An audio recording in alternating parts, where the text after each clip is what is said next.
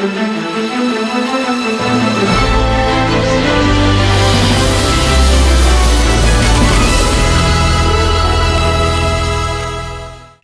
have names and they all have a meaning, right? Yes. Everybody. Yeah. My name is a Spanish name. It is actually it's Reina Flor, Yes. and it is Queen of Flower. Wow. Wow, wow, wow. The Queen of Flowers has come to bloom on bloom. Wow, what a Wow, imagine. wonderful. Wow, wow, wow, wow, wow. So But we are just it's so happy my to be with you. Yeah. thank you so much. At my school, there was a teacher who saw my talent, and because he was a sport teacher, he has observed how I could run fast or execute everything, the exercises. So he had seen my talent. And one day he asked me if I wanted to run to a local competition.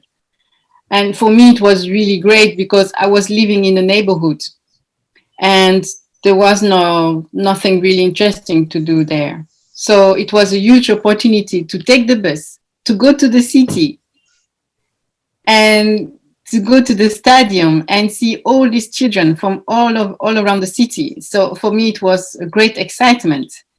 And this is how it started. I run like Forrest. I always say like that, run Forrest. I had no technique, no particular skills, but I won the competition, and this is how it started. So my talent was really a natural talent, and it appears that everything that I had to do, and according to sports, was very effortless. It was very easy. Where for some other people in my group, they took a lot of time to understand the movements. But for me, I could execute very well. And so that is how I became the best in my country and the best in Europe, and then be part of the French team. From the early ages of my career as an athlete, again, it's a very interesting metaphor because I'm sure you have young people around you and they have a talent, you see it, but they don't see it. So how can you inspire them? And my sport teacher was like a mentor. He was really like a professor. He was really patient and also very humble. And he took the time to make me become a champion, you know. The first time I went to the Olympics, I was 24. So from the age of 13 till the age of 24, people really have to realize that it's not coming from one day to another. It takes at least 10 years to take a diamond, which is brute, and then that you're going to make it so that it becomes a big diamond worth millions. I don't know if it's a good metaphor, but so it took me some years. But the moment I saw the Olympic Games of Atlanta, it was in 1996, I saw a French woman named Patricia Girard, and she was running and she won a medal. All the emotions were coming inside of me, like coming and coming. And then I was thinking, I want to be there. I want to be there. And this is how I believe my passion for becoming a top athlete came from the dream of having this opportunity to experience such an event. We all know athletes need to be strong mentally. They really need to perform right. But there are many different levels of mental health. Actually, there is the first level, how to learn to discipline your body to do the right move. Okay, so this comes with practice and visualization of the movement. I don't know, sometimes you can see it on the TV when you watch sports. You see athletes doing some strange moves. They're like, and you wonder what they're doing, but actually they are reversing the movement. So this is the mental training to be able to do the right movement. Then there is the mental training to be able to handle the pressure. You know, when you are playing sports and someone is going to push you to try to get you lose control, to take your emotions out, for example, and win. So these are, we call them triggers, strategies that you really know how to do from the moment that you're going to enter the stadium for the competition. Okay, from the moment you're going to enter the stadium, how you're going to do, put your jacket, how you're going to put your shoes. Some athletes have some things like they touch their ear, and for them it's like a moment they understand that they're going to do something specific. So these are very mental trainings that we learn to keep control on the process, because to deliver such a high level performance, it takes focus, but there is a lot of distraction everywhere.